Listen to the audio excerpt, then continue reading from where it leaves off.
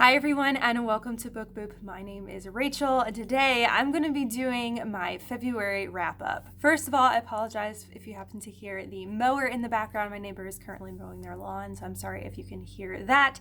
This is also hopefully going to be my last wrap up for maybe forever, or I don't know. Don't worry, I'm not leaving BookTube, but I think I'm going to start switching to a recent reads format. If you didn't happen to see my last video before this one, I talked about how I really don't enjoy doing my wrap-up videos because I read so many books each month, which I may try to scale back on as well. But I just have so many books I have to talk about that ends up being a very long video. It's very daunting to do, and I have like way too many books to talk about. So I think I'm going to switch to more of a recent reads format to where when I hit maybe about 4 to 5 books that I've read, that I'll just do a video talking about those 4 to 5 books instead of having specific wrap-ups for each month. I think it's going to take a lot of the pressure off of reading a little bit more, and so I can feel like it can take some more time to really focus and enjoy and soak in the stories I'm reading, but also just to make wrap-ups not so daunting because I don't do any editing, so I have to be talking constantly, just nonstop for like 30 minutes straight, talking about like 9 to 10 books. So it's a lot. And so I'm excited to just do this and get it done. I'm gonna do things a little bit differently today, whereas I'm gonna try to do this without my notes. So I have 7 or 8 books, 7 books to talk about today. I'm going to do them in rating order, so my least favorite all the way to my favorite. So let's go ahead and jump in. So the first book that I want to talk about today was my least favorite of February, and that is The Nightjar by Deborah Hewitt. This is quite a chunker of an adult fantasy book. It has deckled edges, which it looks kind of cool, but it's a little annoying to deal with when you're reading it. I really loved the cover of this. That's what caught my eye initially, and then the description of this book sounded really cool too. It's about this girl who all her life she's seen these birds like around all the time and nobody else can see them, and she thinks she's kind of crazy, and she's seen these birds since she was a child, and she's had like therapy and stuff, and she's gotten to where she doesn't really see these birds anymore. But she comes to find out that these birds are actually called nightjars, and the reason she's able to see them is that she has a special ability to see these birds that actually protect a human soul. So each bird is basically attached to a human, and that bird protects the human soul, and when the human dies, the bird leaves that person. On top of all of that, she lives in London, and she finds out there's this whole alternate magical London that if you go through a certain gateway, you go into like this parallel magical London with people that have other magical abilities, and there's a bunch of other stuff to it too, but it just sounded really cool and interesting. I liked the idea of sort of this different underground type London, magical society, this idea of these nightjars, and kind of like venturing into the land of the dead, all sorts of things like that. It sounded really cool. However, first of all, this book felt way too long to me. I had a really hard time dealing with how long this book was. It just felt like it meandered for way too long. I could not stand the main 2 characters. The main girl that we followed, I really didn't like her a lot because she constantly just ran headfirst into horrible, dangerous situations without any forethought, which drove me nuts. I'm like, what are you doing? You're not thinking anything through. You're not making any plans at all, and constantly putting yourself and others in mortal danger. What are you doing? It drove me nuts. Also, the main guy in the story, who's also kind of like the love interest as well, I really didn't like him either because I didn't understand the attraction between these 2 characters, because honestly, this guy was horrible. He was very untrustworthy. He just wasn't a very good person, and for some reason she kept forgiving him over and over, basically because I feel I'm attracted to him and I think he's hot, which that's not a good enough reason. One reason, fine, okay, you're attracted to him, but he's terrible. It drove me crazy, if you can tell. I really did not like this book. I'm not going to continue on with the series. There is another book out now, or is coming out soon, and I'm not interested. There was some portions of the plot I was interested in, but that didn't end up being the main focus of the story.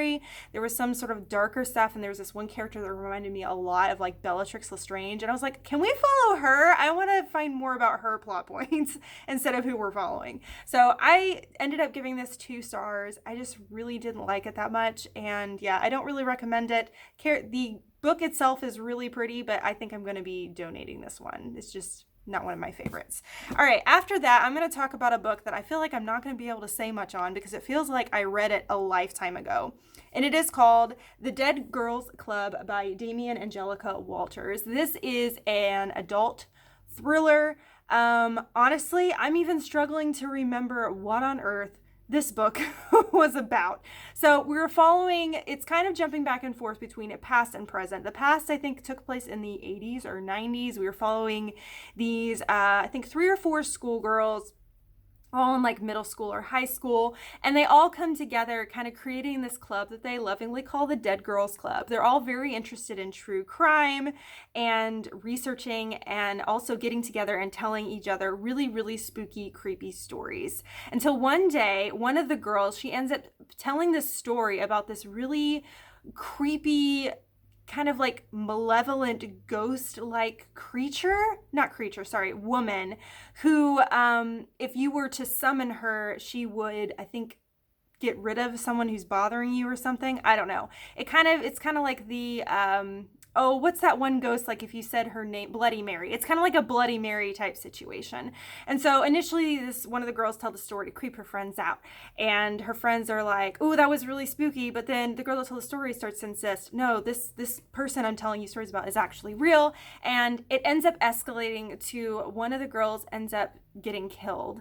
And then we fast forward to the future with the one girl, main girl kind of from this group, who is reminiscing about that group and reminiscing about what actually happened to her friend who ended up getting killed. And I did not particularly love this one that much. I'm even struggling to remember. This is why it's hard to do this without my notes, but I'm struggling to remember a little bit even why I didn't like it. It's just one of those books, like I read it and it didn't stick with me. I didn't feel like it was, I don't know, it didn't feel like it had enough plot to really grab me.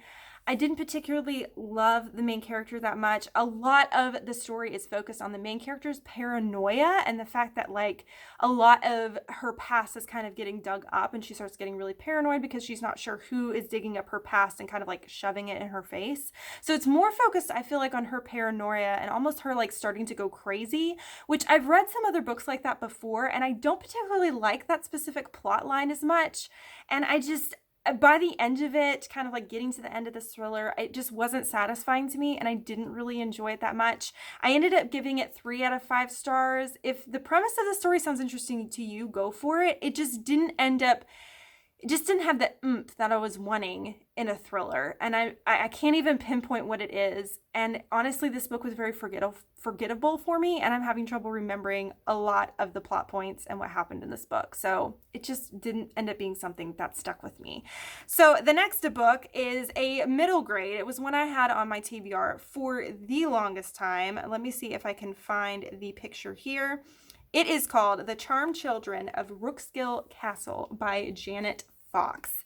This is a magical, almost historical fiction type of middle grade story. We are following 4 children. 3 of them are siblings, and one of them they end up meeting during this book, and they all become friends.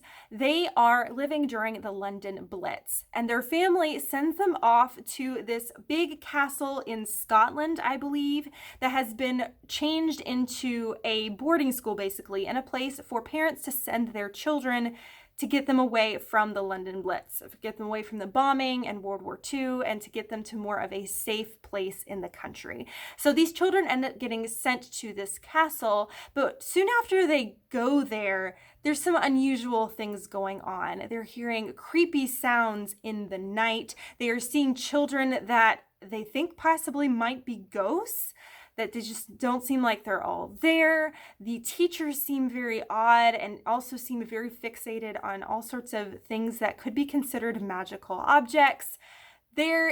It's just a very strange, like magical, dark castle, haunted feel to it. So the description of this book sounds wonderful. I'm always about anything with middle grade that has to do with the creepiness, hauntings. I liked the idea of it having this historical twist on it too with the London Blitz. And I was really, really fascinated with the idea of this story. However, it ended up being a miss for me. Kind of like the main plot following the mystery, we know we end up knowing the main ending of the mystery at the beginning, and we're following the characters with them not knowing what's going on, but we do. So that in itself pulls a lot of the mystery and the fun away from it for me. I want to be able to learn along with the characters, the mystery and the things that are happening. But unfortunately, we end up kind of jumping back and forth between the present day, which is kind of like the London Blitz period, to like several I think probably 100 or 200 years in the past, and we're kind of jumping back and forth between those two, and the information we learn in the past ends up really revealing a lot in the present, but the characters we're following in the present they're not learning this information until later on. So it takes a lot of the mystery away for me and a lot of the fun and the spookiness away for me. So I just didn't end up really enjoying it that much because there wasn't enough intrigue in it because we knew too much information and the characters were blundering around in the dark. So I didn't really like it too much. I felt way too long as well. And just overall, I didn't really enjoy kind of like the main villain, the main kind of thing driving the villain. I just wasn't vibing with it, and I just didn't end up really liking it that much. I ended up giving this 3 out of 5 stars as well. It wasn't terrible. It just really wasn't one of my favorites. I didn't like knowing way more than the characters did. I like learning along with them and feeling those plot twists along with them instead of knowing what's coming. It just sucks all the fun out of it for me. So I didn't particularly enjoy this one that much. It was 3 out of 5 stars for me, so kind of middle of the road. The next one is one I actually own, and this one I've been putting off for a little while because it's a chunker, but I finally jumped in and read it, and that is Night Film by Marisha Pessl. This is an adult mystery thriller. I had heard a lot about this book and was really excited about it. The premise sounds really promising and so much fun. So in this story, we are following this young woman who has committed suicide, and she is actually a rather famous person, or she's the daughter of a famous person. Her father is actually a very famous and notorious horror film director who kind of has directed the most terrifying and horrific films in history, and so he has a cult following. After his daughter commits suicide, we're following a man who is a reporter. I think he's not a reporter for a specific newspaper. He's like a freelance person. And he had originally tried to dig into this particular director's past before and end up kind of losing a lot of his credibility over it. But when this woman commits suicide, he's convinced that there's more to the story than that. He's convinced that maybe there was foul play and maybe this girl didn't actually commit suicide, but maybe she was pushed into it, something having to do with her family. So we're following this guy who is investigating her death and investigating her family and her upbringing and her father, who is unbelievably hard to find. He's someone that has only had one interview before, and it was for a Rolling Stone magazine, and that was it. Other than that, he's just sort of this shadow of a man that makes these terrifying films. So this premise sounds really cool. I was so excited about it. It sounded creepy and it sounded like fast-paced and terrifying, and I was really excited about it. However, this ended up being a little bit of a miss for me. Let's talk about some of the things I really enjoyed about it. So first of all, I really liked the fact that it has a multimedia aspect to it. It has a lot of pictures in it and articles and things like that. I always love that incorporated in books. I feel like that really helps suck you into the story. It feels more realistic. I just really enjoy that portion. I loved the idea of kind of delving deeper into this family who they live on this very remote, basically mansion that's in the middle of nowhere, kind of in their own little world, and they do their own little thing, and they're extremely rich and do whatever the heck they want. And it was really interesting to learn about this family and kind of the beliefs that they had and the strange things they were into, and I thought that was really cool. However, this book also felt too long. It felt a bit meandery to me. I wasn't a huge fan of the main characters we followed because even though this is an adult book, to be honest, the main characters felt quite juvenile. The banter ended up feeling between kind of the main characters and some other characters that they became friends with to kind of help them along in the investigation. The banter felt very juvenile, and because of that pulled me out of the story. The stakes didn't feel as high as they should have been, and also on top of that, I found the ending of this was very unsatisfying. I felt like I read for so long and pushed so hard and worked so hard on focusing and getting through this monster of a book. And then at the end, I'm like, that's it? That's all you're going to give me after working so hard to get through this? So, and maybe some people really love more endings that kind of have that feel where it's not necessarily unexpected, but almost more of an open-ended feel. I just don't like that. Not necessarily that I need it to wrap up in a nice little bow, but I felt like it was building and building to like higher and higher stakes, or that's what you felt like it was supposed to do. And then when it got to the end, it just sort of dropped off, and you're like, okay, is there more? Is that it? Like, what happened? So I just didn't particularly love the ending of it. I didn't like how long it took to get through this book. I mean, these pages are like Bible thin. This book doesn't really look that big, but it's hefty. Like, it feels like you could kill somebody with this thing. I would grab this as a weapon because it's a hefty book. And I worked really hard to get through it, and it ended up being 3 stars, which is such a bummer because it sounded so cool. I hated that this ended up being in the middle of the road, and I think I'm going to end up donating this one as well because I'm trying to keep as much shelf space as I can for the books that I end up truly loving. So I think I'll have to get rid of this one as well. I'm not saying don't read it. You may love it. Thrillers, you will either love them or hate them or whatever. So if this still sounds interesting to you, go for it. Don't ever take my opinion and being like, I say it's silly if you try to read it. It just wasn't for me. I just didn't end up liking it. So 3 out of 5 stars. All right. After that, I read basically a short story collection. So there is I think it's a duology, and it is called, I'm blanking out on it. Hold on. So The Hazelwood, that's it. It says it on the front of this. So there is a duology book series called The Hazelwood by Melissa Albert. And in that story, it's sort of a twist between real day and also dark fairy tales. We're following this girl whose grandmother had written this book of fairy tales, and they're all very dark. Think like Grimm fairy tales, but honestly, even darker and more twisted and bloody than that. Just like these really dark, creepy fairy tales, and her grandmother has become famous from this fairy tale book. Now, that was the only part of the books that I liked when I read the very first one, and that was what I liked about the most was like the excerpts of these dark, creepy fairy tales, and that's what I loved. And that's what they gave us. This is Tales from the Hinterland by Melissa Albert. This is the book that the grandmother wrote who became famous. These are the fairy tales that she wrote. So this is the book of fairy tales from that series, which is the best part of the series, to be perfectly honest. I was so excited about this. This looked like so much fun, and I had a really good time reading through it.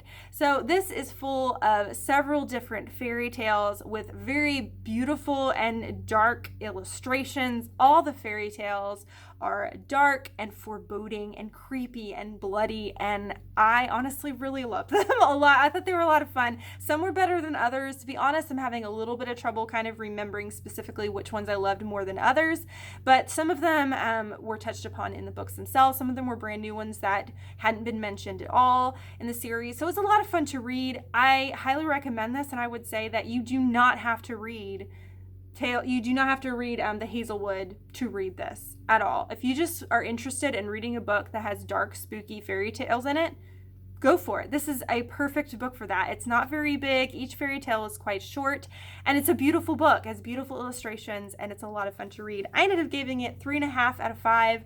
I highly recommend it. I thought it was a lot of fun, and yeah, if that feeds your dark fairy tale soul, then go for Tales of the Hinterland, because it was a lot of creepy fun. So I highly recommend it. All right, I've got 2 more books to talk about, and these were my 2 favorites from the month of February. So one is I had put off for so long, and I was so excited I finally got to it, and that is The Savage Song by Victoria Schwab. This is the Monsters of Verity duology. In this story, we are following, I guess you could almost say, a slightly post-apocalyptic or much darker futuristic setting where monsters and humans are having to live together. And there's also a battle going out kind of between these two, almost like gang wars type situation.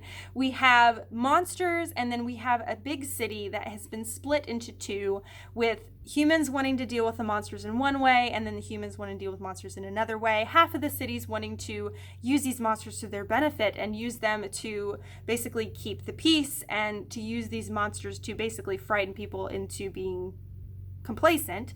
Then we have the other side of the pond in the city, who they think all the monsters are evil and they just want to wipe them out completely. Enter in the children of both of those parties. So we have, on the one side, we have the guy who wants to coerce and use the monsters for his own benefit, and we are following his daughter. And then on the other side, the guy that feels like monsters are pretty much all bad and need to be wiped out, we are following his son. These two end up meeting, becoming friends, and having to face the violence and the coercion and all the politics that are involved between the city that is very quickly, honestly, falling apart. I absolutely adore the main guy's character we're following. His name is August. The reason I can remember that is because that's the month I'm born in, and I also really, really love that name. And August, I adore him. He is a sweet cinnamon roll of a boy. He's also technically a monster as well. But he has an ability, his monster ability is that he can use an instrument, specifically a violin, to control people and steal their souls. And I'm a violinist, so I have a soft spot for that. But I just love that he's a cinnamon roll of a boy, and he doesn't want to use his powers for bad, but he loves to play music, and he loves playing his violin. And I adore him. I adore him so much. I really ended up enjoying this story a lot. I loved this dark, gritty world Victoria Schwab put together and wrote. I love the fact that her characters always have so many dimensions to them, and that she's so good about writing characters that are so morally gray, and you want to root for them, but at the same time, you know that there's a lot of things about them that aren't good, but you want to root for them anyways. I love how Victoria Schwab can do that, and I really enjoyed this world she created. I enjoyed the grittiness of it. I enjoyed getting to know the two characters and seeing them grow just within this one book.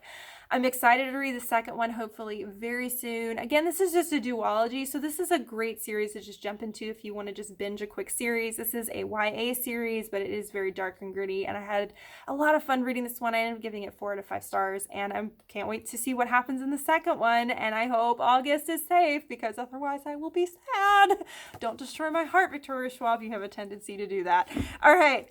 The last book that I want to talk about is my favorite that I read in February. I'm going to pull up the picture for you because unfortunately I do not own this book. I hope to maybe one day because I really liked it a lot. And that is Across the Green Grass Fields by Seanan McGuire. This is the 6th book. I think that's right. The 6th book in the Wayward Children series. If you have not heard of this series before, they are short novellas. They are adult portal fantasy, and I adore them. I think they're so much fun to read. It's a great bingeable series. This entire series focuses around these kids who have all returned from magical places. They were all called to magical places and ended up coming back to the real world, a la like Alice in Wonderland, or the Pevensey children that go to Narnia, or Dorothy who goes to Oz, things like that. These children have gone to these magical worlds and then they have come back, and most of them are just distraught over the fact they're back in the real world, and they're having to adjust to being back in our normal human world, and they desire to go back to these magical worlds that they were in before. And each story focuses on these different kids and their experiences. And this one I had a lot of fun with because, first of all, this, as far as I can remember, this is a character that is brand new to us in the story. I don't believe this character has been mentioned to us previously in other books. I could be completely wrong with that. I'm terrible with character names, and so I may have blanked out, and this character may have been mentioned before, but I don't think she has. But in this story, we're following this girl who ends up stumbling into a world that is, I can't say this word right, so I'm sorry. I think it's equine.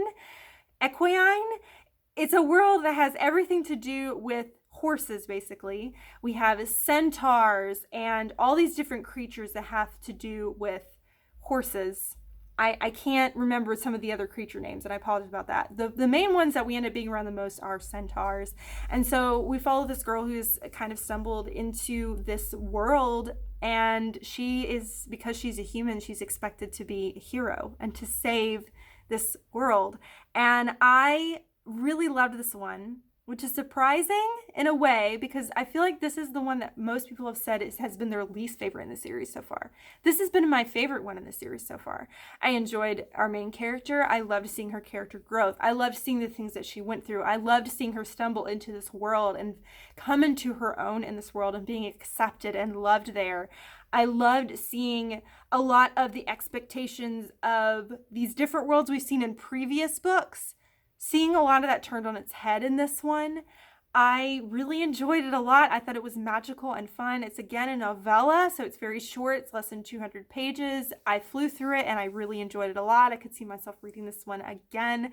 So if you're interested in portal fantasy and you grew up reading Chronicles of Narnia or Wizard of Oz or Alice in Wonderland and you love those, I highly recommend this series. And again, it's very bingeable. And there's still more coming out. I don't know how many Seanan McGuire is writing in this series, but I don't want her to stop because I really enjoy these and a lot of fun. And I do wish they were longer, to be honest, because they're really fun to read and they're really, really cool. And I love this.